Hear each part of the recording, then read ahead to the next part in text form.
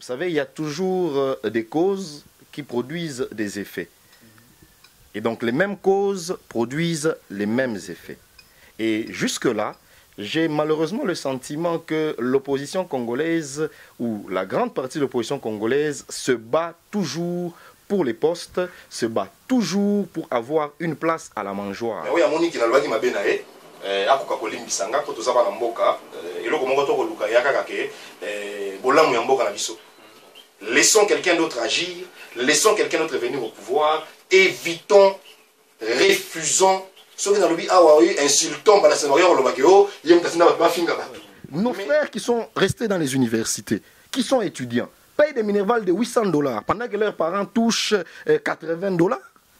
Ils doivent prendre l'argent où? Où est-ce qu'ils vont toucher cet argent pour payer les minervales de leurs enfants? C'est sur ça que les députés doivent réfléchir. Les députés doivent réfléchir peut-être sur l'uniformisation des minervales au sein des universités. Mais les universités privées, les privés doivent travailler pour un gain de cause, c'est ça. Je suis d'accord avec vous, les privés sont en train de faire leur business, mais ils sont sur le sol congolais. Et ceux qui sont à l'opposition, ceux qui sont à la majorité, ont tendance à parler pour tout le monde. On entend toujours les gens dire le peuple. Le peuple. Alors, on a du mal à savoir il s'agit de quel peuple. Parce qu'il y a... Nous sommes très heureux de vous savoir nombreux devant vos machines fidèles internautes des www.congotopnews.com. Dans ce bel et bien votre émission. En solo et politique qui est conçue et présentée par nous qui sommes par devant vous. En la personne de Steve Kambanga ainsi que cette grande équipe technique qui aujourd'hui est assistée et suivie plutôt d'ailleurs depuis Cape Town par l'artiste Christian Zalema qui nous suit en direct de Cape Town. Nous savons déjà que vous êtes vraiment un grand internaute, un grand téléspectateur qui nous suivent souvent à partir des CD. Donc c'est ça un peu fidèle internaute, la politique oblige. Nous sommes ici avec un invité spécial qui va faire sa première apparition dans les médias, surtout dans les médias en ligne. En tout cas, c'est un jeune, lorsqu'on le voit comme ça, mais il a des choses à dire. C'est un analyste politique, un Congolais, un jeune Congolais, un patriote congolais, et surtout juriste de son État. Il est avocat ici à Kinshasa, mais il est ici sur notre plateau en casquette d'analyste politique. Donc, un jeune Congolais qui sait faire des analyses sur la situation politique de la République démocratique du Congo. Lui, il s'appelle Mike Bouchiri. Donc, Maître Mike, c'est comme ça qu'on l'appelle, Maître Mike Bouchiri, notre avocat. Avec lui, on va essayer d'échanger sur beaucoup de choses. Nous commençons par la salutation. Bonjour, Maître. Bonjour, Monsieur Steve, et merci beaucoup de me recevoir sur votre plateau. La première apparition dans le média, surtout dans le média en ligne, dans le monde politique.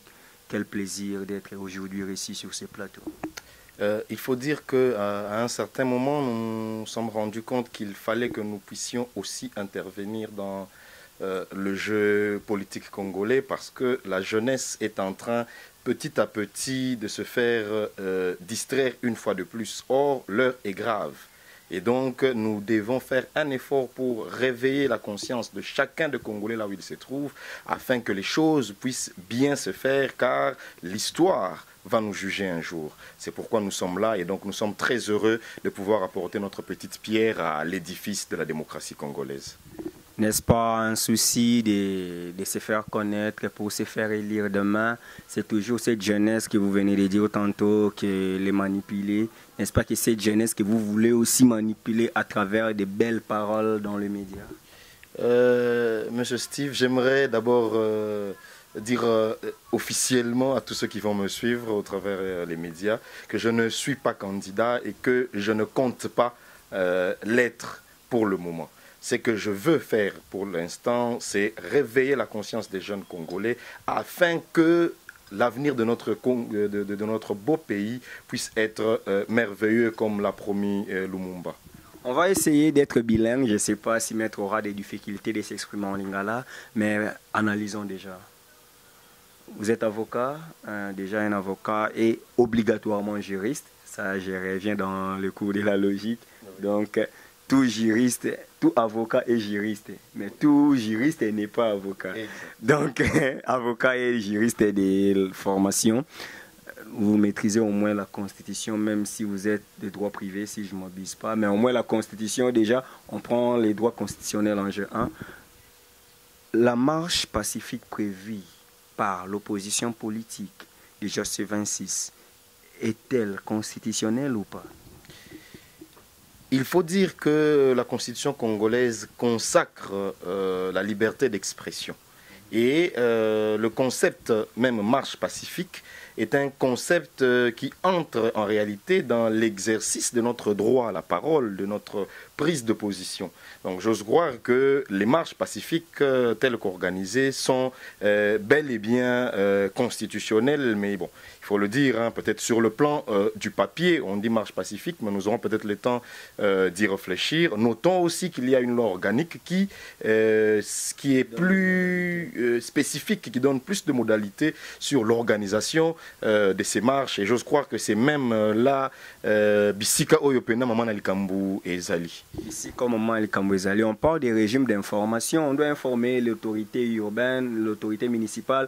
On doit informer ou on doit demander l'autorisation pour organiser une telle manifestation. Il s'agit juste d'une information. Parce que personne ne peut obstruer au droit ou à la liberté d'un citoyen congolais de manifester sa position.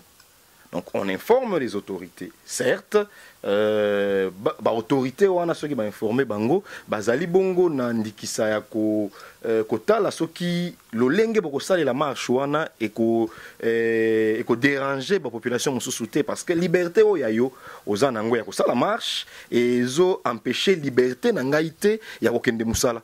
Alors, ce qui est la liberté, il y a interférer dans la liberté à Moussoussou. Là maintenant, les autorités ont le devoir de protéger aussi l'autre frange de la population qui n'est peut-être pas intéressée par cette marche. Parce que très souvent, nous avons l'impression que ceux qui sont à l'opposition, ceux qui sont à la majorité, ont tendance à parler pour tout le monde. On entend toujours les gens dire le peuple. Le peuple. Alors, on a du mal à savoir il s'agit de quel peuple, parce qu'il y a un peuple qui fait allégeance, et permettez ce terme, à la majorité, et il y a un peuple aussi, une frange du peuple qui est d'accord avec les pensées de l'opposition. Alors il ne faudrait pas qu'une partie du peuple, pris en général, pris dans son ensemble, puisse mettre mal à l'aise l'autre partie. C'est comme ça qu'il y a les autorités qui doivent équilibrer un petit peu ce jeu-là. Donc j'ose croire que c'est comme ça qu'on demande une... En fait... oui, on parle d'une information à l'autorité. On porte l'information à l'autorité et c'est à l'autorité de juger si l'organisation de cette marche ne va pas empiéter surtout sur les droits des autres citoyens. Ok, mais merci. Souvent, on a constaté que moi pas si au moins l'autorité, c'est le gouverneur a accepté librement la manifestation et opposition. Mais notre question est celle de savoir, à l'aller où vont les choses, c'est comme si l'opposition n'est pas unis, comme on se disait, parce qu'IDPS selon certaines sources, parce que nous devons utiliser les conditionnels lorsqu'on n'a pas la certitude de l'information, selon certaines sources, IDPS n'est pas favorable à cette marche de l'opposition. Étant qu'analyste politique, mais voyez-vous que cette opposition unie peut faire quelque chose, ou cette opposition à l'ordre dispersé peut bouleverser les choses, les choses au niveau du pouvoir ou pour changer le régime? Le vrai problème de l'opposition congolaise, je suppose, ne doit pas être pris superficiellement. Vous savez, il y a toujours des causes qui produisent des effets. Et donc les mêmes causes produisent les mêmes effets.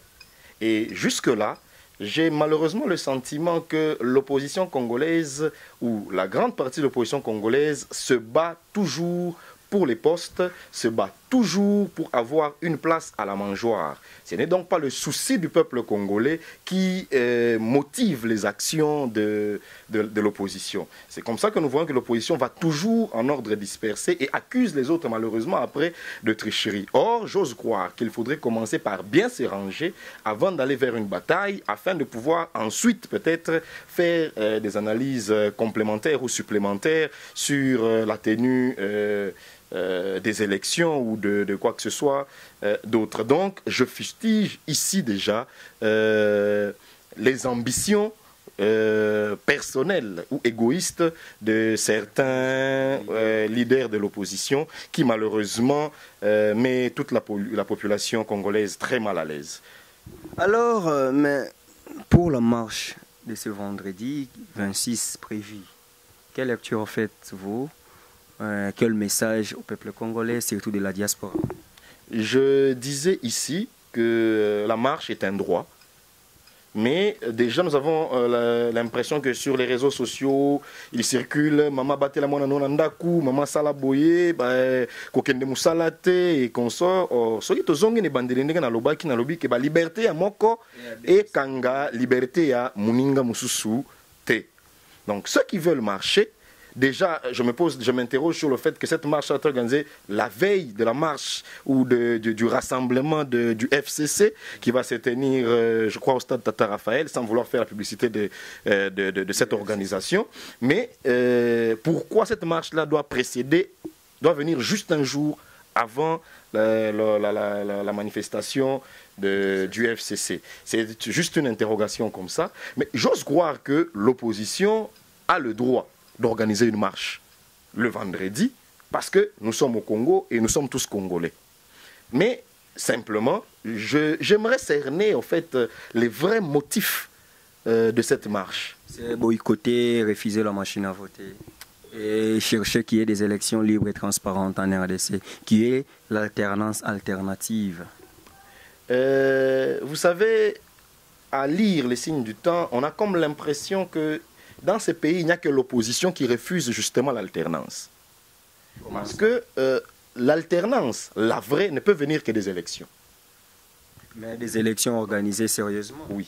À ce jour, refuser la tenue des élections, c'est refuser l'alternance. Non, l'opposition dit être prête pour les élections, mais sans la machine à voter. C'est ça. Et surtout que dans la loi électorale, la machine à voter est énumérée, mais on dit pour les cas échéants, on ne va pas utiliser les votes électroniques. On va faire recours au vote de bulletin à papier. Et subitement, on vous impose la machine à voter. Donc, ils ont quand même raison de boycotter ces machines. Vous avez dit au départ que je suis avocat. Je suis donc légaliste. Voilà. Les textes, je les aime. Mais j'ose croire que l'humain ne doit pas se cramponner sur un texte qu'il ne le fait pas avancer. Certes, la Constitution dit qu'il faut qu'il y ait des élections.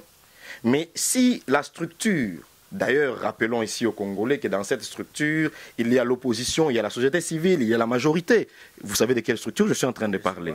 Oui, nous parlons ici de la centrale électorale, oui. La CENI, l'organe compétent d'organiser les élections. Alors, cette structure-là a pensé que pour qu'il y ait élection au mois de décembre de l'année 2018, il faudrait que ces élections soient organisées au travers de la machine à voter ou même à l'aide de la machine à voter. Alors, je me dis que si toutes les composantes sont dans cette structure et qu'ensemble ils ont réfléchi pour que les élections puissent se dérouler à l'aide d'une machine à voter, j'ose croire que la moindre des choses serait de laisser la machine à voter, excusez-moi de le dire comme ça, mais simplement de mettre des garde-fous pour qu'il n'y ait pas la tricherie.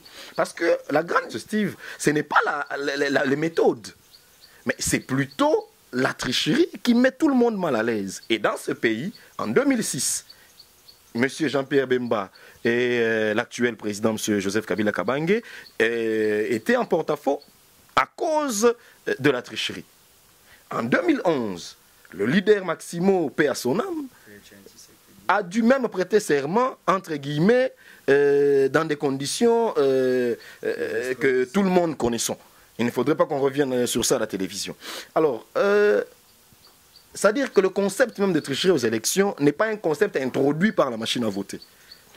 On pourrait avoir tendance à penser que la machine à voter pourrait accentuer ou aggraver la tricherie, mais je me dis simplement que nous sommes au XXIe siècle et nous avons tous accès aux techniques de l'information moderne.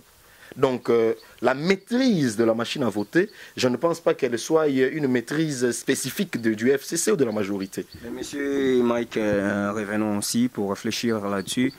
La machine à voter ne serait pas un problème pour les élections en RDC. En quel sens? Cette même machine a des problèmes pour revenir à Kinshasa.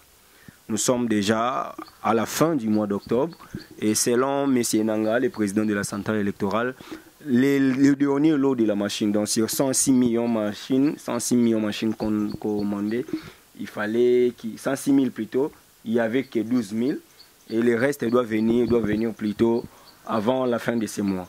Et s'il faut organiser des formations des techniciens, s'il faut chercher à aller pour déposer le déploiement des kits électoraux, vous savez, en RDC, est-ce que la machine à voter, et ce sont des matières, ce sont des machines, des nouvelles technologies, sont frêles, sont fragiles. N'est-ce pas un problème? Parce que les bulletins de vote déjà avaient causé des problèmes lors du déploiement des kits électoraux.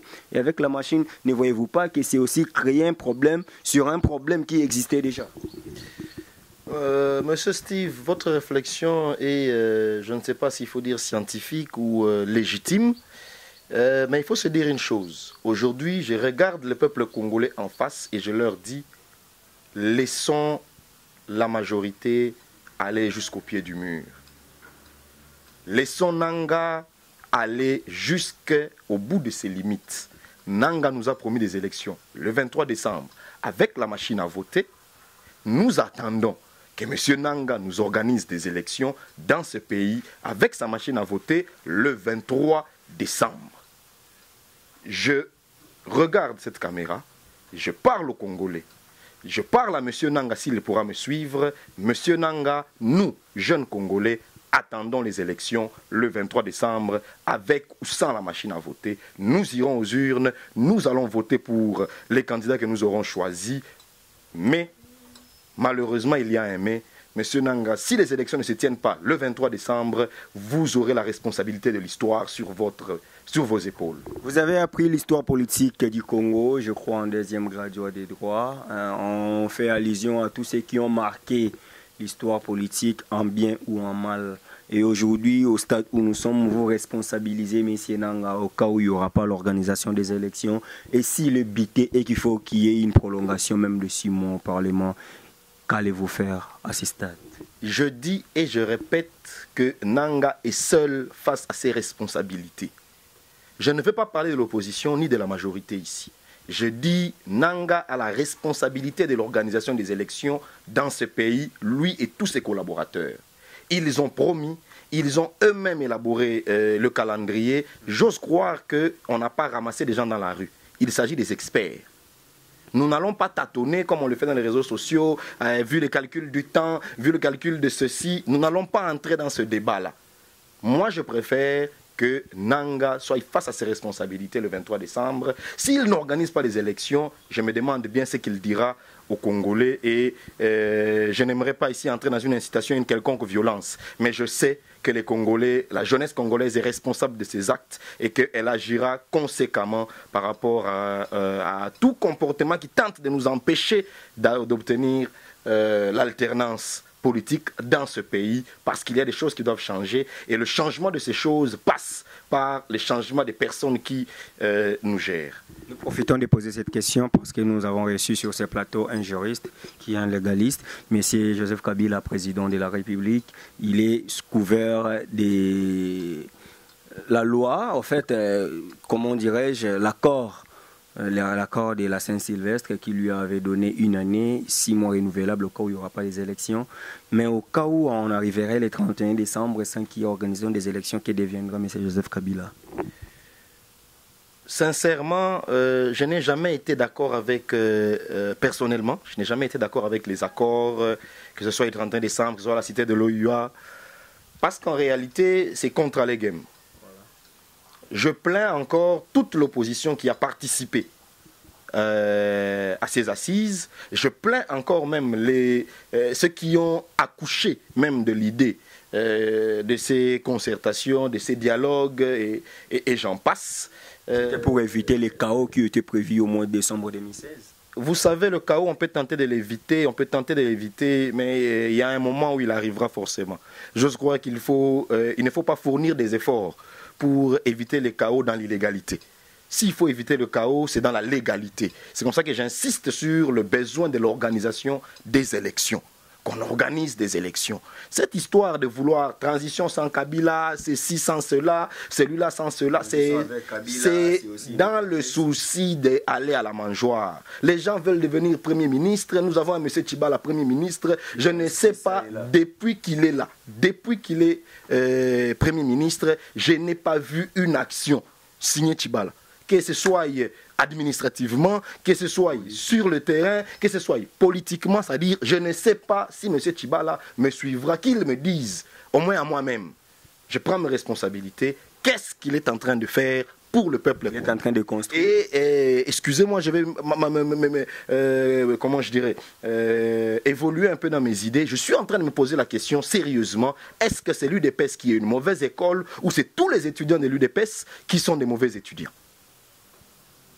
En tout cas, je me pose cette question depuis un certain temps. Déjà, on a Sami Badibanga qui n'a rien fait, on a Chibala, et puis on a des ministres comme des Pierre Kapika qui sont là, qui n'ont rien fait, qui aujourd'hui sont devenus plus kabylistes, et même ceux qui ont commencé avec Kabila. À ce jour, on se pose vraiment, on a intérêt à se poser cette question. Parce que finalement, ça va faire insulter même le leader Maximo, qui n'est plus de ce monde, mais qui, on dirait, a été maître d'une très mauvaise école. Où il a été maître, il a mal choisi ses études. C'est pas qu'il a été victime des trahisons, et lorsqu'on trahit, on doit se pencher aux côtés de l'adversaire pour avoir plus de poids. Bon, je ne vais pas entrer dans la réactivité politique ou dans les manières de réagir de chacun des opposants ou de ceux qui changent de camp, parce qu'aujourd'hui, il faut reconnaître quand même que le milieu politique est bourré de girouettes. Mais nous n'allons pas entrer dans ces considérations. Simplement, nous sommes en train de nous poser la question, est-ce que nous devons faire confiance à ces opposants? Parce que, tous comme ils sont, venir à la majorité, aller à la majorité, pour moi, ce n'est pas un problème. Quelqu'un peut décider un jour de changer d'avis. Quelqu'un peut... Comme les gens aussi quittent la majorité. Oui, pour l'opposition. C'est-à-dire que c'est un jeu qui est, je pense, normal. Mais nous voulons voir ces personnes qui viennent de l'école de l'opposition arriver à la majorité et faire changer les choses de l'intérieur. Faire bouger les choses. Vous comprenez? Parce que je sors dans la rue, je vois au moins un bus Transco. Je me dis, bon, ma tête à Pogno a existé dans ce pays. Mais je sors dans les rues, je vois des immeubles s'élever, on dit Bruno Chibala. Je me pose maintenant la question. Qui a fait quoi pour les Congos? Faudrait-il qu'on prenne quelqu'un de l'opposition pour qu'il vienne s'enrichir, ou faudrait-il qu'on prenne quelqu'un qui est déjà peut-être suffisamment riche à la majorité, qui va peut-être s'occuper du peuple? Donc à ce jour, sincèrement, messieurs de l'opposition, nous, la jeunesse, nous jeunes Congolais, restons sur notre soif. Nous voulons savoir ce que vous avez l'intention de faire de nous.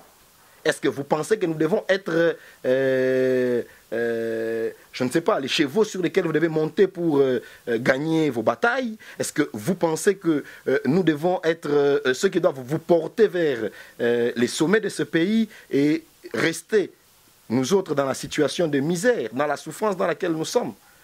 Monsieur Steve, c'est quand même regrettable lorsque nous voyons que nous avons élu, il y a quelques années, 500 personnes qui sont à l'Assemblée nationale pour ne rien faire. Non, mais ils ont dit qu'ils avaient des idées, mais voilà, ils étaient butés par une majorité écrasante au Parlement. Et lorsqu'on voulait peut-être faire une motion de défiance contre un ministre, vous savez, c'est la seule législature au monde qui n'a jamais destitué un ministre, qui n'a jamais donné une vraie problématique, une vraie solution à une problématique politique en RDC. Donc, pour cette législature, tous les membres du gouvernement ont bien travaillé, même si on voyait des chevals de maigre. Mais le problème est que certains, parce que cette émission a réussi plusieurs de ceux qui sont au pouvoir, aujourd'hui, ils nous ont toujours dit que non, ce n'est pas de notre faute. Moi, je pouvais initier une motion, mais il y avait une majorité qui pouvait déranger cette motion, l'évolution de cette motion. N'est-ce pas un étouffement au sein du Parlement au lieu de crucifier seulement ces députés? Vous savez... cette politique ou cette même, ce que je peux appeler cette manie de vouloir renvoyer la faute toujours aux autres est quand même regrettable dans un pays comme le nôtre. Vous savez, nous devons être conséquents. Lorsque nous faisons 5 ans sans produire la moindre loi qui puisse à un certain niveau changer la vie du Congolais, même de 1%. J'ose croire que nous devons même carrément arrêter la politique. Il faut avoir, comment je dirais, il faut avoir la bonne foi. Alors, comment est-ce qu'on peut s'imaginer qu'un parlement comme ça, pendant plusieurs années, plus de 5 ans même, c'est-à-dire ils sont même au-delà même de leur mandat, mais ils n'arrivent pas à réfléchir sur le bien-être des Congolais. C'est-à-dire que tout ce qu'ils ont fait, c'est pondre des lois politicienne pour arriver à conserver le pouvoir, à rester en plan. Il y a quand même la loi minière, il y a eu le renouvellement du code minier. S'il vous plaît, s'il vous plaît. Je suis en train de parler ici des vrais problèmes du peuple congolais. Le fonctionnaire qui n'est touché presque rien a été durant cette législature, son salaire a été réduit pendant cette législature. Pourquoi? Maître Mike, voilà. on comprend qu'il y a un grand souci là-dessus. Laissez-moi poursuivre. Nos frères qui sont restés dans les universités, qui sont étudiants, payent des minervales de $800 pendant que leurs parents touchent $80. Ils doivent prendre l'argent où? Où est-ce qu'ils vont toucher cet argent pour payer les minervales de leurs enfants? C'est sur ça que les députés doivent réfléchir. Les députés doivent réfléchir peut-être sur l'uniformisation des minervales au sein des universités. Mais les universités privées, les privés doivent travailler pour un gain de cause, c'est ça. Je suis d'accord avec vous, les privés sont en train de faire leur business, mais ils sont sur le sol congolais. Et l'État congolais a le devoir de protéger le peuple. Et nous sommes le peuple. Alors ces hommes d'affaires-là ne vont pas gérer nos vies. Ils sont hommes d'affaires, ils ouvrent leurs institutions. L'État congolais doit toujours garder un droit de regard sur ces structures afin de permettre que la jeunesse congolaise se forme. Il ne suffit pas aujourd'hui de multiplier le nombre d'années d'études pour avoir des meilleurs Congolais. On va dire non, il y a une loi, il faut ajouter des nombres d'années et tout ça.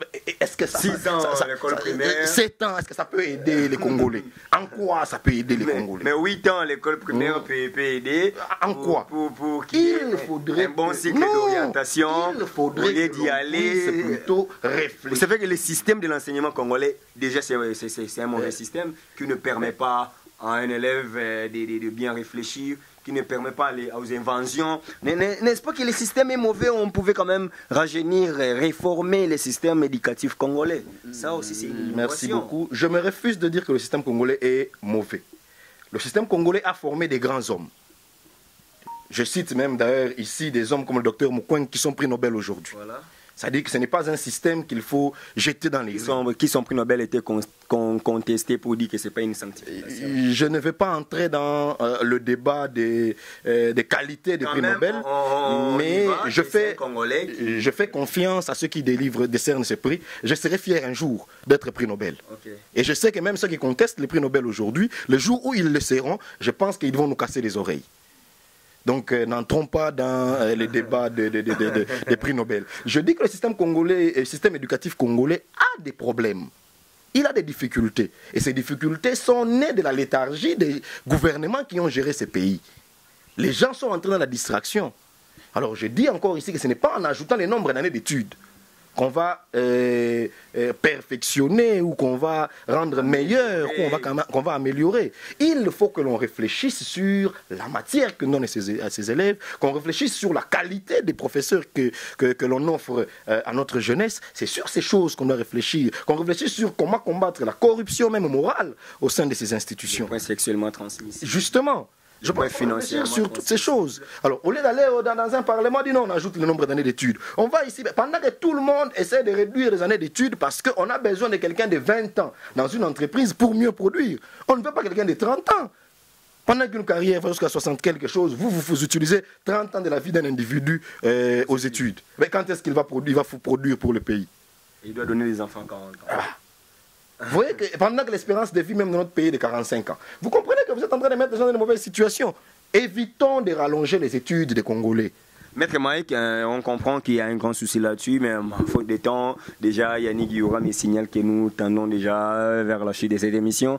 La candidature commune de l'opposition, est-on le mythe ou réalité? La candidature commune de l'opposition, c'est le rêve de nous autres jeunes Congolais qui voulons voir des élections, comment je dirais, florescentes même. Nous voulons voir le jeu politique grandir au Congo. Donc à ce jour, la candidature commune de l'opposition, bien qu'apparemment hypothétique jusque-là, est un beau rêve. J'aimerais voir l'opposition unie, j'aimerais voir l'opposition aller vers les élections cette année avec fougue, avec force et ensemble. Donc j'ose croire que L'opposition doit suffisamment réfléchir. Je crois que d'ailleurs que c'est aujourd'hui que les assises commencent en Afrique du Sud, même si je suis un petit peu contre que l'on quitte toujours le Congo pour aller réfléchir sur des questions. Parce qu'il y a des exilés politiques, des questions congolaises. Je sais, un jour nous pourrons parler de tous ces exilés au cours d'une autre émission peut-être. Déjà la semaine prochaine. Nous réfléchirons juridiquement sur leurs problèmes et même sociologiquement. Mais j'annonce déjà la semaine prochaine, Maître Mike va revenir sur ces plateaux pour parler maintenant des exilés politiques et des prisonniers politiques. Juridiquement par là, il va quand même élever certaines situations particulières. Il n'y a aucun problème, Monsieur Steve. J'étais en train donc de dire ici que oui, ils sont en Afrique du Sud, qu'ils se réunissent, qu'ils réfléchissent, qu'ils ne se laissent pas mener dans le bateau des ondits. Il se dit beaucoup de choses au Congo aujourd'hui, mais nous réitérons notre soutien à l'opposition congolaise. L'opposition congolaise a tout intérêt à se mettre ensemble. Je sais que... Est-ce que yosa prêtre, yo l'équier, yosa populaire, yo boyer, ça ne va pas endommager? Oui, je disais même, je sais qu'il y a beaucoup de moi au sein de l'opposition, mais l'heure n'est plus au moi. Vous comprenez? Parce qu'en réalité, il y a moi j'ai plus d'argent que l'autre, moi je suis plus populaire que l'autre, moi je suis plus intelligent que l'autre, moi j'ai hérité ceci et cela de tel ou de tel autre. En fait, toutes ces choses-là, il y a même de toi, tu es suspect. Alors, toutes ces choses-là, oui, toutes ces choses-là au sein de l'opposition peuvent fragiliser l'opposition. Or, nous avons besoin d'une opposition forte pour faire face au FCC. Parce qu'il faut se rendre compte que la machine, ce que j'appelle la machine du FCC aujourd'hui, n'est pas en train de s'endormir. Le FCC est en train de travailler sérieusement sur le terrain. Nous sommes à Kinshasa. Je ne vante personne, mais c'est chaque jour que vous voyez Basanganaki n'a limité, Basanganaki n'a commune Songolo, Basalaki Boye n'a commune. On va y aller déjà, Maître Mike, le candidat de FCC à la présidentielle en la personne d'Emmanuel Ramazani Shadari. Peux-tu l'aller favori aux élections? Merci beaucoup. Ah, déjà, donc il faut... Pour ça, il y a alternance dans beaucoup. Ça dit que l'opposition, il faut une force. Pour pas bunda bitumba tina suka FCC on ne va pas à la guerre n'importe comment, il faut affûter ses armes. Et malheureusement, nos frères de l'opposition, au lieu le moment où il faut affûter leurs armes, ils sont en train de se battre contre une machine à voter. Or, ils savent pertinemment bien que sans cette machine à voter, il n'y aura pas d'élection au 23 décembre. Et nous autres jeunes Congolais, nous sommes contre toutes sortes d'accords. Accords et causalité. Makambo ya gouvernement d'union et Zali sous T. Ça n'a rien à voir. Le 23 décembre, M. Kabila Kozala, le chef de l'État Namboka Oyo T. Parce que Yemoko si a dauphin. Parce que l'élection est Kozala. Ça veut dire qu'alternance, c'est une garantie. Nous sommes certains qu'il y aura alternance dans ces pays. Donc quand je parle, j'ai le sourire aux lèvres. Je suis très heureux que l'alternance soit une garantie pour les Congolais. Alors, toi, éviter ma camboya il faut tout ça la transition sans boyer, il faut tout ça la beauté. On va négocier avec Sabiso Sima. Pour moi, on dit ma transition sans Kabila na FCC Azate. Alors, toi, tu as ma camboya transition, toi, tu as une élection. L'actuel chef de l'État, à cause de la candidate, c'est déjà une victoire parce que l'opposition s'est longtemps battue pour le départ du chef de l'État actuel. Donc, j'ose croire que c'est déjà une victoire. Il ne faut pas chercher à gagner toutes les batailles au même moment. Il y a des guerres qui ont fait 30 ans. Mais maintenant, quelle chance à Emmanuel Ramazani Shadari, candidat du FCC? Est-ce qu'il est favori aux élections? Je ne vais pas analyser ou commencer mon analyse sur la personne d'Emmanuel Ramazani Shadari. Non, mais il incarne quand même si je dois réfléchir sur les chances d'Emmanuel Ramazani Shadari, je vais parler des chances du FCC. Or, je disais ici... C'est bien qu'il soit indépendant aussi. C'est ça aussi un problème juridique. Je disais... Il est à la fois candidat du PPRD à la législation, il est à la fois membre du FCC, il est à la fois candidat indépendant, mais envoyé du FCC. Oui. On ne sait pas dire il est vraiment candidat du FCC. Je viens de dire ici que les chances du FCC aux prochaines échéances, c'est le fait que le FCC se prépare à ces échéances. Nous pouvons parler de tricherie, parce qu'il y en a eu même aux États-Unis, il y en a eu. Donc nous pouvons parler de tricherie, mais une chose est vraie, c'est que ceux qui sont congolais, aux Alakanambokoyo, au yebi bien que battu à majorité, bazo s'organiser. Le FCC existait il y a je crois une année. Donc ils ont une stratégie politique. nde esali ke ba constituer FCC. C'est pour agrandir leur majorité. Avec multiples partis malais. Oui. Or, nous sommes ici dans un système où il faut agrandir justement nos positions pour pouvoir gagner. Alors, lorsque la majorité présidentielle d'hier s'est mue en FCC, c'est une stratégie politique. Or, l'opposition a même du mal à se regrouper. En réalité, on préfère se regrouper autour des individus. On a du mal à se regrouper autour des idées. AR et lobby, non, en fait, ensemble, lobby, Katumbi ou rien. Mais lorsqu'on dit que M. Katumbi n'est pas président, on a l'impression maintenant que l'ensemble, et ça la pesanteur, il y a opposition. Vous comprenez? C'est-à-dire qu'il faut pas longola likanisiwana. Il y a une chose la lokola FCC, basangani na bango. Certes, basangani po mbongo ezali. Basangani po biloko kolia ezali na FCC. Et on les a imposé un candidat.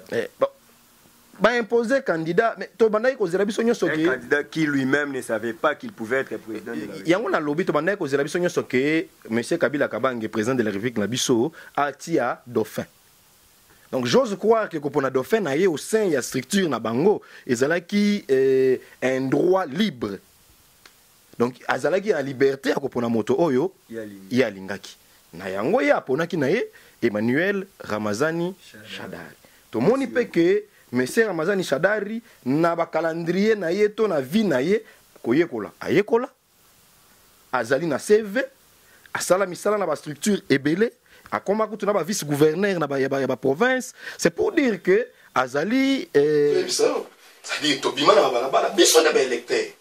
Il faut quand même qu'on ait une politique de nous protéger. Parce que nous trouvons là aussi nous qui sommes azate. Nous avons voté dans la place.